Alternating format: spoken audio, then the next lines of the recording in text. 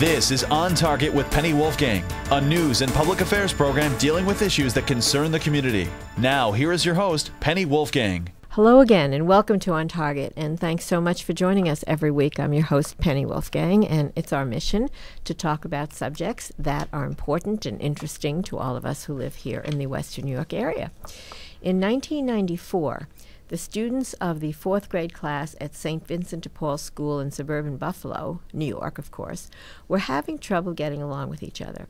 One of the students came home and told his mother about classmates fighting and picking on one another. Being both a concerned parent and homeroom mother, Connie Cavanaugh received permission from the school principal to work with the class for an hour each week, discussing the students' fears about violence in schools. They decided to make all young people aware of how to deal with the violence around them without resorting to violence themselves. This is how SAVE, S-A-V-E, began to offer services to people here in Western New York. This is how it began to come to fruition. In the studio with us today is that very same Connie Cavanaugh person, and she is the co-founder and executive director of this group, which is known as SAVE, which stands for Students Against Violence Education. Well, thank you for allowing me to be on your show, Penny. This is a very important topic. One part of the program is we teach parents to be facilitators and teach this curriculum, which actually started out not as a curriculum. It accidentally became a curriculum, slowly but surely.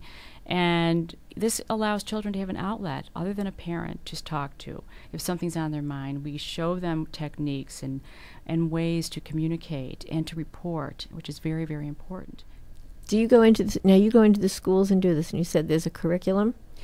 How does it work? We have a very informal curriculum that was written, and it starts with grade level K through 3, which is very basic, and we stay on the same topic for weeks if we have to, and it's just being a friend, and we teach coloring techniques. If they express their feelings by coloring and drawing and doing little role playing, because they can't really read or write yet. As the children advance to a little bit older, then we advance with our vocabulary and with our teaching tools. We also discuss more advanced topics. For instance, when they're in about 5th, 6th grade, we start to talk about issues such as the DARE program did: alcohol abuse, drug abuse, tobacco, cliques, peer pressure, and even cults. Now, you do this on an individual basis, or you do this, I notice it says here, you can choose from the following options: large assembly. So how does that work? Okay, so for instance, we have 3 parts to the program, and if we have we feel it's beneficial. The most beneficial is to obviously train parents or facilitators or teachers to teach this curriculum. Keep it in your school once a week, 1 45-minute class per week from K and through 8. If there's no parents and no volunteers available, second would be a customized program where we go in for several weeks and we bring in our own people. And that will include always a law enforcement agent. We now work with the New York State Troopers, who are SAVE legislatively trained, and I'll touch on that later of what that means. But they are trained to go in and talk to the children about all of these topics and teach consequences. So from a law perspective, it's very interesting. And then we have our own SAVE staff that listens and teaches these various topics. The school may say, okay, we're having a problem. There's been a sex offender. So we customize the 4-week program to go in and talk about the sex offenders and what to watch for. It might be fear of abduction. We'll go in and do that. Most commonly, we talk about bullying. Okay, that would be part 2. Part 3 are the large school assemblies, which we often do in the inner city schools, the very large schools, and we will accommodate up to 500. And we will bring a staff in, and sometimes we bring in usually a role model figure such as an athlete, professional athlete in, say, a violent sport such as hockey, football. We worked hand in hand with a lot of the former Buffalo Bills. Many of them are board members. And they will talk about how they became successful not by being violent, such as what you see them acting out in their sport, but by, going to school, studying, being diligent, not being part of cliques, not getting into fights, not getting into trouble. And they share their stories, which are very effective for children. Next, we have the police officer who does his little speech on on consequences, and because many children just don't understand that if they hit someone outside of the classroom, it's assault, punishable by law, even juvenile courts. So that's explained to them. Then we bring on children that have been trained in SAFE, so that children get a chance to talk peer-to-peer. So we talk for about maybe 20 to 30 minutes, and then we put microphones down on the floor, and the children can ask any one of the speakers their question. And it's interesting to see some of the questions, and it's very, very eye-opening. It's an eye-opening. I knew you were going to say Yes, that. Yeah. eye-opening. They're talking about drive-by shootings at 6th grade. Sometimes you're just standing there stunned.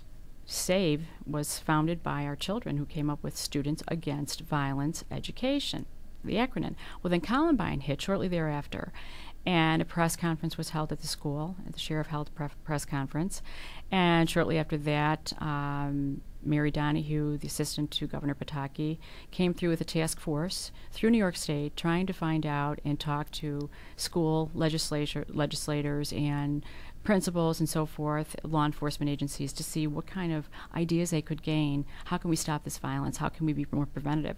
So our program was presented in Western New York to Governor Pataki from Sheriff Gallivan, and they liked it and took the acronym. So now it's Students Against Violence in Education, which is a program that was made into legislation mandatory for public schools for safe schools.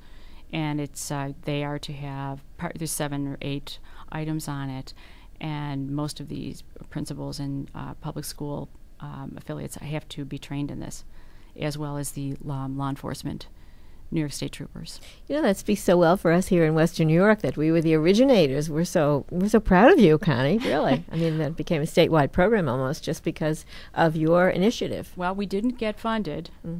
But we certainly know that we were at the bottom of this, and we've helped a lot of children, so we're very proud of that. I'm very happy. Now, if people wanted to know more about this, to get participate in some way, what could the general public do to help you? Well, we need volunteers. We have just applied for about 20 grants. We need funding. We run fundraisers every year, and we have a website, which is www.buffalosave.org.